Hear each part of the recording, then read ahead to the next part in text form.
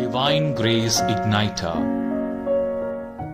ಪ್ರಭು ಕ್ರಿಸ್ತರಲ್ಲಿ ನನ್ನ ಒಲವಿನ ಸಹೋದರ ಸಹೋದರಿಯರೇ, ಇಂದು ನಾವು ಸಾಧಾರಣ ಕಾಲದ 33ನೇ ಭಾನುವಾರದಲ್ಲಿದ್ದೇವೆ.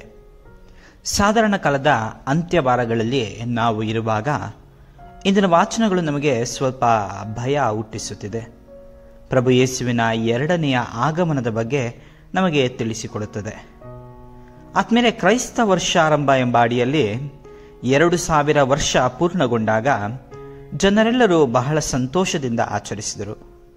ಅದರೊಂದಿಗೆ ಎಲ್ಲರ ಹೃದಯವು ಪುಕ್ಕ ಪುಕ್ಕ ಎನ್ನುವಷ್ಟು ಭಯಭ್ರಾಂತವಾಗಿದ್ದರು. ಕಾರಣ 2000 ವರ್ಷದ ನಂತರ ಪ್ರಪಂಚ ಅಂತ್ಯಗೊಳ್ಳುತ್ತದೆ ಎಂದು ಯಾರೆಲ್ಲ ಸಿಕ್ಕಾಪಟ್ಟೆ ಹಣ ಸಂಪಾದನೆ ಮಾಡಿದ್ರೋ ಅತ್ತುಗೋಳಾಡಿದರು. ಹಣವನ್ನು ಬೇಕಾದಷ್ಟು ಪೋಲು ಮಾಡುತ್ತಾ ನಯಾ ಪೈಸೆಯೂ ಸಹ ತನ್ನ ಬಳಿ ಇಲ್ಲದಂತೆ ಮಾಡಿಕೊಂಡರು. ಆದರೆ 2000 ವರ್ಷ ಮುಗಿಯಿತು, ಪ್ರಪಂಚ ಅಂತ್ಯವೇ ಆಗಲಿಲ್ಲ. ಮರಳಿ 2012 ಬಂದಾಗ ಯಾರೋ ಕಾಲಜ್ಞಾನಿ ಹೇಳಿದ ಪ್ರಪಂಚ ಅಂತ್ಯವಾಗುತ್ತದೆ ಎಂದು ಮರಳಿ ಜನ ಅದೇ ರೀತಿ ಹಣವನ್ನು ಪೋಲು ಮಾಡಿ ಬೀದಿ ಪಾಲಾದರು. ಆದರೂ ಪ್ರಪಂಚ ಅಂತ್ಯವಾಗಲಿಲ್ಲ. ಬದಲಿಗೆ 2012 ಎಂಬ ಆಂಗ್ಲ ಭಾಷೆಯ ಸಿನಿಮಾ ಮಾತ್ರ ಅದ್ಧೂರಿಯಾಗಿ ಓಡಿತು. ಏಕೆಂದರೆ ಜನರು 2012 ಪ್ರಪಂಚ ಯಾವ ರೀತಿ ಅಂತ್ಯವಾಗುತ್ತದೆ ಎಂದು ಕಾತುರತೆಯಿಂದ ನೋಡಿದರು. ಕೊರೋನಾ ಎಂಬ ಸಾಂಕ್ರಾಮಿಕ ರೋಗ ಬಂದಾಗಲಂತೂ ಇನ್ನು ಯಾರೂ ಸಹ ಉಳಿಯೋದಿಲ್ಲ, ಕೊರೋನಾ ಮಹಾಮಾರಿ, ಕೊರೋನಾ ಸುನಾಮಿ, ಕೊರೋನಾ ಅಲೆ, ಕೊರೋನಾ ಪಿಶಾಚಿ ಎಂದು ಮಾಧ್ಯಮಗಳು ಜನರನ್ನು ನಡುಕಗೊಳಿಸಿ ಭಯದಲ್ಲೇ ಅದೆಷ್ಟೋ ಜನ ಸತ್ತು ಹೋದರು. ಆದ್ಮೇಲೆ ಈ ಎಲ್ಲ ಘಟನೆಗಳನ್ನು ನಾವು ನಿಮಗೆ ಹೇಳಿ ಭಯಪಡಿಸುತ್ತಿಲ್ಲ.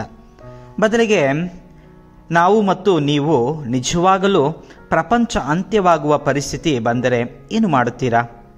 2012 ಜನ ಹಣ ಪೋಲು ಮಾಡಿ ಮಜಾ ಮಾಡಿದರಲ್ಲವೇ, ಆ ರೀತಿ ಮಾಡುವಿರಾ? ಅಲ್ಲದೆ ದೊಡ್ಡ ಕಾಯಿಲೆ ಬಂದರೆ ಭಯದಲ್ಲೇ ಕುಳಿತಿರುವಿರಾ? ಆದ್ಮೇಲೆ ನಮಗೆ ಸುಖಕ್ಕೆ ಮುಂಚೆ ಕಷ್ಟಗಳು ಇದ್ದೇ ಇರುತ್ತದೆ. ಕೈ ಕೆಸರಾದರೆ ಬಾಯಿ ಮೊಸರು ಎಂಬ ಗಾದೆಯಂತೆ ಪ್ರಭು ಯೇಸು ಇಂದಿನ ಶುಭ ಸಂದೇಶದಲ್ಲಿ ತಮ್ಮ ಶಿಷ್ಯರಿಗೆ ಸಂರಕ್ಷಣೆಯ ಮುಂಚೆ ಸಂಕಷ್ಟ ಬರಲಿದೆ ಎಂದು ಹೇಳಿ ಸದಾ ಸಿದ್ಧರಾಗಿರಿ ಎಂದು ಹೇಳುತ್ತಾರೆ. ನಾವು ಸಹ ಮೋಜು ಮಸ್ತಿ ಮಾಡದೆ ಸದಾ ಪ್ರಭುವಿನ ಬರುವಿಕೆಗಾಗಿ ಸಿದ್ಧವಿರಬೇಕು. ನಮ್ಮ ಪಾಪಕ್ಕೆ ಪ್ರಾಯಶ್ಚಿತ್ತಪಟ್ಟು ದೇವರಿಗೆ ಅಭಿಮುಖರಾಗಬೇಕಾಗಿದೆ ಎಂದು ಇಂದಿನ ವಾಚನಗಳು ನಮಗೆ ತಿಳಿಸಿಕೊಡುತ್ತದೆ. ಇಂದಿನ ಮೊದಲನೆಯ ವಾಚನವನ್ನು ಮಲಾಖಿ ಗ್ರಂಥದಿಂದ ಆರಿಸಲಾಗಿದೆ. ಕ್ರಿಸ್ತನ ಪುನರಾಗಮನದಿಂದ ದುಷ್ಟರಿಗೆ ಶಿಕ್ಷೆ, ಶಿಷ್ಯರಿಗೆ ರಕ್ಷೆಯಾಗುವುದು ಎಂಬ ಸಂದೇಶವನ್ನು ನೀಡುತ್ತದೆ. ಆದ್ಮೇಲೆ ನಾವು ಹಲವಾರು ಬಾರಿ ಯಾವ ರೀತಿ ಇಸ್ರೇಲ್ ನಾಡು ಬ್ಯಾಬಿಲೋನ್ ದೇಶದ ಆಕ್ರಮಣಕ್ಕೆ ಸುಮಾರು ವರ್ಷ ಜನರು ಬೇರೆ ದೇಶದಲ್ಲಿ ಉಳಿದುಕೊಂಡರು ಅಂತ ಕೇಳಿದ್ದೇವೆ. ಮರಳಿ ಆ ದಾಸ್ಯತ್ವದಿಂದ ಬಿಡುಗಡೆ ಹೊಂದಿ ಅವರ ದೇಶಕ್ಕೆ ಬಂದಾಗ ಇಸ್ರೇಲಿನ ಜನರು ಅನೈತಿಕ ಜೀವನವನ್ನು ಜೀವಿಸ್ತಾ ಇದ್ರು. ಅನ್ಯ ದೇವರ ಆರಾಧನೆ, ಮೋಸ, ಕೆಡುಕು, ಯಾಜಕರು ಅನೈತಿಕ ಜೀವನ ನಡೆಸುತ್ತಿದ್ದರು. ಆ ಸಮಯದಲ್ಲಿ ಜೀವಿಸಿದಂಥ ಪ್ರವಾದಿ ಮಲಾಖಿಯಾಗಿದ್ದಾರೆ. ಅವರ ಅನೈತಿಕ ಜೀವನವನ್ನು ನಿಲ್ಲಿಸುವಂತೆ ಪ್ರವಾದಿ ಮಲಾಖಿ ಜನರಿಗೆ ಎಚ್ಚರಿಕೆಯನ್ನು ಕೊಟ್ಟರು. ಉರಿಯುತ್ತಿರುವ ಒಲೆಯಲ್ಲಿ ಒಣಹುಲ್ಲು ಭಸ್ಮವಾದಂತೆ ಅಹಂಕಾರಿಗಳು ಭಸ್ಮವಾಗುತ್ತಾರೆ ಎಂದು ಎಚ್ಚರಿಕೆ ಕೊಟ್ಟರು.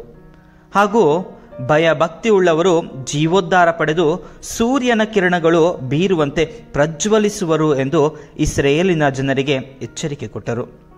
ಯಾವ ಸಮಯದಲ್ಲಿ ಬೇಕಾದರೂ ಲೋಕೋದ್ಧಾರಕನ ಆಗಮನವಾಗಬಹುದು, ನೈತಿಕತೆಯ ಜೀವನ ಜೀವಿಸಲು ಅವರಿಗೆ ತಿಳಿಸುತ್ತಾರೆ. ಇಂದಿನ 2ನೇ ವಾಚನದಲ್ಲಿ ಸಂತ ಪೌಲರು ಥೆಸಲೋನಿಯರಿಗೆ ಹೇಳುತ್ತಾರೆ, ದುಡಿಯಲೊಲ್ಲದವನು ಉಣಲು ಬಾರದು.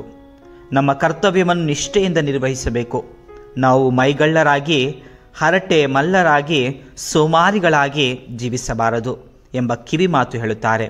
ಹೌದು, ಆದ್ಮೇಲೆ ನಾವು ದುಡಿಯದೆ, ಲೋಕದ ಕಷ್ಟಗಳನ್ನು ಅನುಭವಿಸದೆ ದೇವರ ಸಾಮ್ರಾಜ್ಯದಲ್ಲಿ ಸುಖ ಪಡೆಯುತ್ತೇನೆ ಎಂದರೆ ಅದು ಅಸಾಧ್ಯ. ಇಹಲೋಕದಲ್ಲಿ ಕಷ್ಟಪಡಬೇಕು. ನಾವು ಸದಾ ಸಿದ್ಧರಾಗಿದ್ದು ಪರಲೋಕದ ನಿತ್ಯಾನಂದಕ್ಕೆ ಬಾಧ್ಯಸ್ಥರಾಗಬೇಕು ಎಂದು ಸಂತ ಪೌಲರು ಹೇಳುತ್ತಾರೆ. ಇಂದಿನ ಶುಭ ಸಂದೇಶದಲ್ಲಿ ಈಗಾಗಲೇ ನಾನು ಹೇಳಿದಂತೆ ಅಂತ್ಯಕಾಲದಲ್ಲಿ ಪ್ರಭುವಿನ ಬರುವಿಕೆಯ ಸಮಯದಲ್ಲಿ ಏನೆಲ್ಲ ಘಟನೆ ಸಂಭವಿಸುತ್ತದೆ ಎಂದು ಪ್ರಭು ಯೇಸುವೆ ಸ್ವತಃ ನುಡಿದುದನ್ನು ನಾವು ಕೇಳುತ್ತೇವೆ. ಮೊಟ್ಟ ಮೊದಲನೆಯದಾಗಿ ಜೆರುಸಲೇಮ್ ದೇವಾಲಯದ ನಾಶದ ಬಗ್ಗೆ ತಿಳಿಸುತ್ತಾರೆ. ಅಷ್ಟು ಅಲಂಕೃತವಾಗಿದ್ದು ಇಂದು ನಾವು ಹೋಗಿ ನೋಡಿದರೆ ಕೇವಲ ಒಂದು ಗೋಡೆಯು ಮಾತ್ರ ಅಲ್ಲಿ ಇದೆ. ಅದನ್ನು ಆಂಗ್ಲ ಭಾಷೆಯಲ್ಲಿ ವೇಲಿಂಗ್ ವಾಲ್, ಅಳುವ ಗೋಡೆ ಎಂದೇ ಹೇಳುತ್ತಾರೆ. ಈಗಲೂ ಸಹ ಯಹೂದ್ಯರು ಅಲ್ಲಿ ಹೋಗಿ ತಮ್ಮ ಪ್ರಾರ್ಥನೆಯನ್ನು ಸಲ್ಲಿಸಿ ಬರುತ್ತಾರೆ. ಎರಡನೆಯದಾಗಿ ನಾನೇ ಆತ ಎನ್ನುತ್ತಾರೆ. ಆತ್ಮೇಲೆ ಪ್ರಸ್ತುತ ಜಗತ್ತಿನಲ್ಲಿ ಹಲವಾರು ಜನರು ಸುಳ್ಳು ಪ್ರವಾದಿಗಳಂತೆ ಬಂದು ನಾನು ದಿವ್ಯ ದರ್ಶನ ಕಂಡೆ, ದೇವರು ನನಗೆ ಈ ರೀತಿ ಹೇಳಿದರು, ಆ ರೀತಿ ಹೇಳಿದರು ಎಂದು ಜನರಿಗೆ ಹೇಳುತ್ತಿರುವುದನ್ನು ನಾವು ಕೇಳುತ್ತೇವೆ. ಹಣ ದೋಚಲು ಈ ಮಾರ್ಗವನ್ನು ಕಂಡುಕೊಂಡಿದ್ದಾರೆ. ಮೂರನೆಯದಾಗಿ ಜನಾಂಗಕ್ಕೆ ವಿರುದ್ಧವಾಗಿ ಜನಾಂಗ, ರಾಷ್ಟ್ರಕ್ಕೆ ವಿರುದ್ಧವಾಗಿ ರಾಷ್ಟ್ರ, ಭೂಕಂಪ, ಕ್ಷಾಮಡಾಮ ಇದನ್ನೂ ಸಹ ನಾವು ಪ್ರಸ್ತುತ ಗಳಿಗೆಯಲ್ಲಿ ನೋಡುತ್ತಿದ್ದೇವೆ. ಉಕ್ರೇನ್ ರಷ್ಯಾ ಯುದ್ಧ, ಕೊರೋನಾ ಸಾಂಕ್ರಾಮಿಕ ರೋಗ, ಪ್ರವಾಹ ಇದೆಲ್ಲವೂ ಸಹ ಸಮೀಪಿಸಿದೆ. ನಾಲ್ಕನೆಯದಾಗಿ ನನ್ನ ನಾಮದ ನಿಮಿತ್ತ ನಿಮ್ಮನ್ನು ಅರಸರ ಅಧಿಪತಿಗಳ ಮುಂದೆ ಎಳೆದೊಯ್ಯುವರು.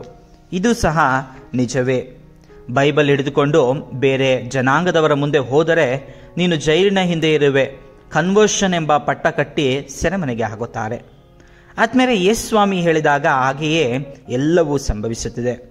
ಹಾಗಾದರೆ ಅಂತ್ಯಕಾಲ ಬಂದೇ ಬಿಟ್ಟಿತಾ ಎಂಬ ಗೊಂದಲಕ್ಕೆ ನಾವು ಈಡಾಗಬಹುದು. ಆದ್ಮೇಲೆ ಅಂತ್ಯಕಾಲ ಹಿಂದೆ ಇರಬಹುದು ಅಥವಾ 100 ವರ್ಷ ಬಿಟ್ಟು ಇರಬಹುದು. ಆದರೆ ಸದಾ ಸಿದ್ಧರಾಗಬೇಕಾಗಿರುವುದು ನಮ್ಮ ಕರ್ತವ್ಯವಾಗಿದೆ. ವೀರಪ್ಪನಿಗೆ ತನ್ನ ಅಂತ್ಯ ಪೊಲೀಸರ ಗುಂಡೇಟಿನಿಂದ ಎಂದು ಗೊತ್ತಿದ್ದರೆ ಅವತ್ತು ಅವನು ಕಾಡು ಬಿಟ್ಟು ಹೊರಗೆ ಬರುತ್ತಿರಲಿಲ್ಲ. ನಮ್ಮ ಪ್ರಶ್ನೆ ಯಾವಾಗ ಅಂತ್ಯ ಎನ್ನುವುದಕ್ಕಿಂತ ನಾನು ಹೇಗೆ ಸಿದ್ಧನಾಗಬೇಕು ಎಂಬುದಾಗಿದೆ. ಮೊಟ್ಟ ಮೊದಲನೇದಾಗಿ ಪ್ರಾರ್ಥನಾಭರಿತ ಜೀವನ ನಮ್ಮದಾಗಿರಬೇಕು.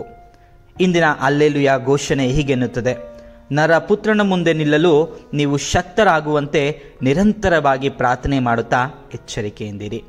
ಎರಡನೆಯದಾಗಿ ನಮ್ಮ ಕರ್ತವ್ಯವನ್ನು ನಿಷ್ಠೆಯಿಂದ ನಿರ್ವಹಿಸುತ್ತಿರಬೇಕು. ಗಂಡ ಹೆಂಡತಿ ಪ್ರೀತಿಯ ಸತಿಪತಿಗಳಾಗಿ, ತಂದೆ ತಾಯಿ ತಮ್ಮ ಮಕ್ಕಳಿಗೆ ಆದರ್ಶ ಅಪ್ಪ ಅಮ್ಮನಾಗಿ, ಮಕ್ಕಳು ತಮ್ಮ ತಂದೆ ತಾಯಿಯರಿಗೆ ವಿಧೇಯರಾಗಿ, ಬಂಧುಗಳು ಹಿತಚಿಂತಕರಾಗಿ, ಸ್ನೇಹಿತರು ತ್ಯಾಗಿಗಳಾಗಿ, ಸಮಾಜಕ್ಕೆ ಒಳ್ಳೆಯ ಪ್ರಜೆಗಳಾಗಿ ಬಾಳೋಣ. ಈ ವಿಧದಲ್ಲಿ ದೇವರಿಗೆ ನೆರೆಯವರಿಗೆ ಪ್ರೀತಿಯ ಹಂಚುತ್ತಾ ಸದಾ ಕ್ರಿಸ್ತನ ಬರುವಿಕೆಗೆ ನಾವು ಸಿದ್ಧರಾಗೋಣ. ಆಮೆನ್. ಸಂತರ ಕಥೆಗಳು, ದೇವರ ವಾಕ್ಯದ ಪ್ರಬೋಧನೆ ಹಾಗೂ ಮತ್ತಿತರ ಆಧ್ಯಾತ್ಮಿಕ ವಿಷಯಗಳನ್ನು ಆಲಿಸಲು ದಯವಿಟ್ಟು ಸಬ್ಸ್ಕ್ರೈಬ್ ಮಾಡಿ ಡಿವೈನ್ ಗ್ರೇಸ್ ಇಗ್ನೈಟರ್.